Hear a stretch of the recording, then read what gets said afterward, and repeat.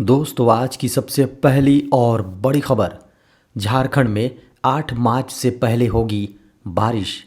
झारखंड में 8 मार्च से पहले बारिश होने की संभावना है। झारखंड के 12 जिलों में बारिश होने का पूर्वानुमान मौसम विभाग ने लगाया है। मौसम विभाग के अनुसार 6 मार्च को होलिका दहन के बाद 7 और 8 मार्च को रांची, पलामू, गढ़वा, लोहरदगा, गुमला, लातेहार समेत 12 जिलों में कहीं कहीं मेघ गर्जन के साथ हल्के दर्जे की बारिश की संभावना है। मौसम केंद्र के अनुसार 8 मार्च को झारखंड के पूर्वी, दक्षिण पश्चिमी तथा उससे सटे मध्य भागों में कहीं कहीं गर्जन के साथ हल्के दर्जे की बारिश हो सकती है। इससे पहले 6 मार्च को झारखंड के दक्षिणी, पश्चिमी और उससे सटे इलाकों में कहीं कहीं आंशिक बादल छाए रहेंगे। बड़ी खबर है, तमिलनाडु में फंसे झारखंड के श्रमिकों को वापस लाएगी सरकार। झारखंड के मजदूरों के साथ तमिलनाडु में बर्बरता होने की खबरों के बीच झारखंड सरकार की प्रशासनिक टीम प्रभावित इलाकों का दौरा करेगी। प्राप्त जानकारी के अनुसार कांचीपुरम के किल्लूर गांव में झारखंड के प्रवासी मजदूरों के फंसे होने व चेन्नई के कई जगहों से विभत्स वीडियो सोशल मीडिया पर सामने आने के बाद मामले का खुद सीएम हेमंत सोरेन ने संज्ञान लिया है। मुख्यमंत्री ने तत्काल अफसरों को मजदूरों को सकुशल वापस लाने का आदेश दिया है। मुख्यमंत्री के आदेश के बाद झारखंड पुलिस के शीर्ष अधिकारी व श्रम नियोजन, प्रशिक्षण एवं कौशल विकास विभाग ने पदाधिकारियों, राज्य प्रवासी कंट्रोल रूम की सम्मिलित टीम को 3 मार्च 2023 को ही प्रभावित इलाकों में मौके पर जाने के लिए रवाना कर दिया है। झारखंड के कौशल प्रशिक्षित युवाओं को मिलेगा 1500 रुपये का भत्ता। झारखंड सरकार ने वित्तीय वर्ष 2023-24 के लिए 1,16,418 करोड़ रुपए का बजट पेश किया। पर्यटन को उद्योग का दर्जा देने और कृषि क्षेत्र में मिलेट मिशन नाम की नई योजना शुरू करने की घोषणा बजट में की गई है। राज्य सरकार के चयनित स्कूलों में कक्षा 1 से 5 तक बांग्ला और उड़िया भाषा की पढ़ाई शुरू करने के लिए प्रावधान किया गया है। रोजगार नहीं मिलने की स्थिति में कौशल प्रशिक्षित युवक युवतियों को 6 महीनों तक 1,000 रुपये से 1,500 रुपये प्रति माह भत्ता देने की घोषणा की गई है। राज्य में हवाई यात्रा बढ़ाने के लिए दुमका और बोकारो हवाई अड्डा से उड़ान शुरू करने की भी योजना बनाई गई है। साथ ही साहिबगंज में हवाई अड्डा निर्माण के लिए भारतीय विमानपत्तन प्राधिकरण के साथ MOU किया जाएगा। अगले वित्तीय वर्ष में आम लोगों के लिए सस्ती दर पर एयर एम्बुलेंस शुरू करने का प्रावधान भी किया गया है। झारखंड में बम निरोधक दस्ते के 59 कर्मियों का होगा बीमा। झारखंड में नक्सल विरोधी अभियान में लगे बम निरोधक दस्ते के 59 कर्मियों का 55 लाख रुपए का बीमा होगा। इस संबंध में झारखंड पुलिस मुख्यालय द्वारा टेंडर जारी किया गया है। टेंडर भरने की अंतिम तिथि 31 मार्च तय की गई है। बीमा 1 वर्ष के लिए मान्य होगा। उपयुक्तता के आधार पर बीमा की अवधि और 1 साल तक बढ़ाया जाना प्रस्तावित किया गया है। इस बीमा योजना के तहत हर कर्मचारी 2,950 रुपये प्रति वर्ष के लिए देय होंगे। बम निरोधक दस्ते के कर्मियों की मौत होने पर 100% बीमा कवर दिया जाएगा। इसके तहत 55 लाख रुपये दिए जाएंगे। पूरी तरह से विकलांग होने पर भी 100% बीमे का लाभ मिलेगा। आंशिक विकलांग पर 50%, चोट के कारण निजी या सरकारी अस्पताल में एडमिट होने की स्थिति में 20 लाख रुपए का भी बीमा कवर मिलेगा। झारखंड में नई भर्ती को झारखंड कैबिनेट ने दी मंजूरी। झारखंड उच्च न्यायालय द्वारा राज्य की नई रोजगार नीति को रद्द करने के 2 महीने से अधिक वक्त बीत जाने के बाद हेमंत सोरेन सरकार रुकी हुई भर्ती प्रक्रिया को फिर से शुरू करने के लिए स्थानीय लोगों के पक्ष में कुछ बदलावों के साथ नई भर्ती नीति लाई है। सीएम हेमंत सोरेन की अध्यक्षता में झारखंड मंत्रिमंडल की बैठक में नई संशोधित भर्ती नीति को मंजूरी दी गई। सरकारी नौकरियों में झारखंड से मैट्रिक और इंटरमीडिएट पास की अनिवार्यता समाप्त कर दी गई। अब दूसरे राज्यों से मैट्रिक और इंटरमीडिएट की परीक्षा पास करने वाले छात्र भी सरकारी नौकरी के लिए आवेदन करने के योग्य होंगे। इतना ही नहीं, नई भर्ती नीति में स्थानीय रीति रिवाजों और परंपराओं की जानकारी रखने से भी छूट दी गई है। कोलकाता कैश कांड मामले में झारखंड के विधायकों पर दर्ज 0 एफआईआर निरस्त। कोलकाता में 46 लाख कैश के साथ पकड़े गए झारखंड के तीनों विधायकों को बड़ी राहत मिल गई है। झारखंड उच्च न्यायालय ने अरगोड़ा थाना में दर्ज 0 एफआईआर को निरस्त कर दिया है। तीनों विधायकों के गिरफ्तार होने के बाद कांग्रेस विधायक अनूप सिंह ने गंभीर आरोप लगाते हुए एफआईआर दर्ज कराया था। रांची में किए गए 0 एफआईआर को कोलकाता ट्रांसफर के खिलाफ दाखिल याचिका पर झारखंड उच्च न्यायालय का आदेश आ गया है। बता दें कि पिछले साल अरगोड़ा थाना में दर्ज एफआईआर को सेकेंड एफआईआर मानते हुए उसे निरस्त किया गया है। कोर्ट ने कहा कि कुमार जयमंगल सिंह ने झारखंड सरकार गिराने की साजिश को लेकर कोतवाली थाने में प्राथमिकी दर्ज कराई थी।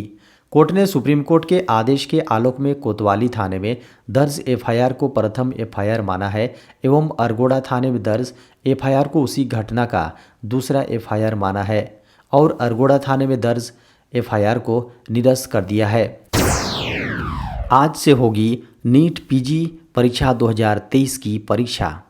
नीट पीजी परीक्षा 2023 का आयोजन 5 मार्च 2023 को किया जाएगा। एग्ज़ाम राष्ट्रीय परीक्षा एजेंसी की ओर से आयोजित किया जाएगा। बता दें कि पूर्व में जारी आधिकारिक शेड्यूल के अनुसार नीट परीक्षा 2023 का रिजल्ट 31 मार्च 2023 को जारी किया जाएगा। नतीजे घोषित होने के बाद काउंसलिंग की प्रक्रिया शुरू होगी। अभी काउंसलिंग का शेड्यूल नहीं जारी किया गया है।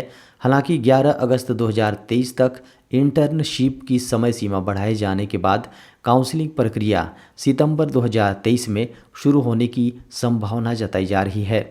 जो परीक्षार्थी इन नियमों का पालन नहीं करेंगे उन्हें परीक्षा केंद्र में एंट्री नहीं दी जाएगी। इस संबंध में अधिक जानकारी के लिए अभ्यर्थी आधिकारिक वेबसाइट पर जारी गाइडलाइंस को देख सकते हैं। कोविड के बाद फ्लू का खौफ, केंद्र ने जारी की एडवाइजरी। पिछले कुछ समय से देश के कई इलाकों में बढ़ती गर्मी के बीच लोगों के गले में खराश, सर्दी जुकाम जैसी समस्याएं बड़ी तेजी से सामने आ रही हैं। ये समस्या नॉर्मल नहीं बल्कि फ्लू की वजह से हो रहा है। ज़्यादातर भारतीय इन्फ्लुएंजा से बुरी तरह जूझ रहे हैं और उन्हें ठीक होने में समय लग रहा है।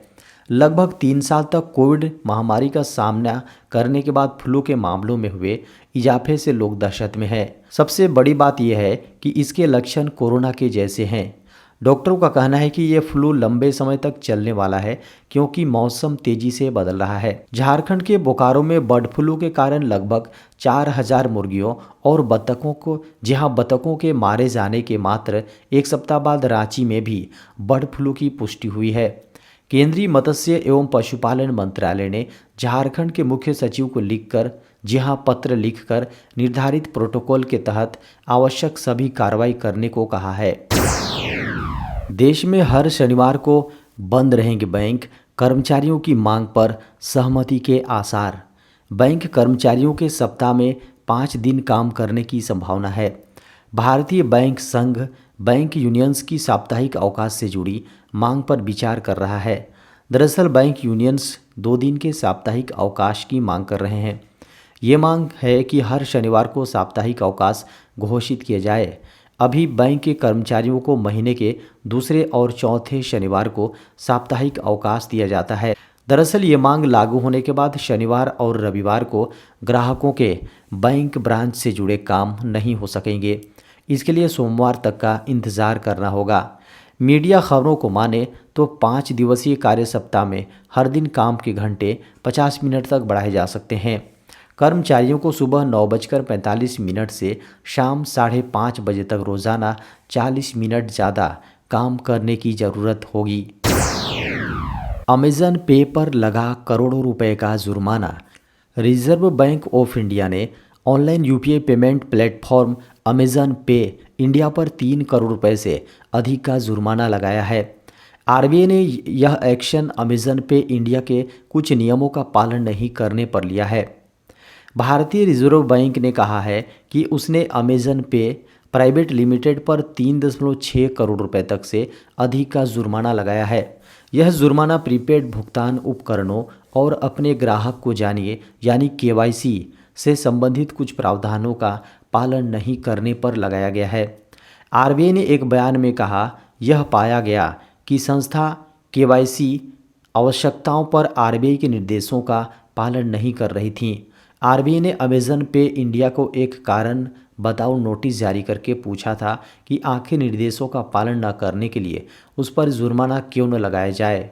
इसके बाद कंपनी के जवाब पर विचार करने के बाद आरबीआई इस नतीजे पर पहुंचा कि उसके निर्देशों का पालन नहीं करने के आरोप सही हैं और ऐसे में उस पर मौद्रिक जुर्माना लगाया गया है। भारत में फिर बढ़ने लगा कोरोना का खौफ, 97 दिन बाद आए इतने अधिक मामले। वैश्विक महामारी कोरोना के मोर्चे पर भारत के लिए एक बार फिर चिंता की खबर है। पिछले कई दिनों से देश में कोरोना के मामले में लगातार वृद्धि दर्ज की जा रही है। देश में कोरोना के मामलों में एक बार फिर उछाल देखने को मिला है। पिछले 24 घंटे में देश में कोरोना के 300 से अधिक मामले सामने आए हैं। केंद्रीय स्वास्थ्य मंत्रालय के शनिवार को जारी किए गए आंकड़ों की माने तो भारत में 97 दिनों के बाद कोरोना के 300 अधिक नए मामले सामने आए हैं। इससे मामले देश में कोरोना खत्म होने की कगार पर भी पहुंच गया था। लेकिन मौसम में बदलाव के बीच एक बार फिर से देश में कोरोना के मामले बढ़ने लगे हैं। पिछले 4 दिनों से देश में कोरोना के 200 से अधिक मामले सामने आ रहे हैं। पिछले कुछ दिनों से देश में एक बार फिर से कोरोना के मामलों में थोड़ी तेजी देखी जा रही है। बीते 24 घंटे में 2 मौतें महाराष्ट्र और 1 केरल में दर्ज की गईं। इससे पिछले दिन शुक्रवार को देश में कोरोना के 283 नए मामले सामने आए थे, जबकि उस दौरान किसी भी व्यक्ति की मौत की खबर नहीं आई थी। स्वास्थ्य मंत्रालय की ओर से शनिवार सुबह जारी किए गए आंकड़ों के अनुसार बीते 24 घंटे में देश में कोरोना संक्रमण के 334 नए मामले सामने आए।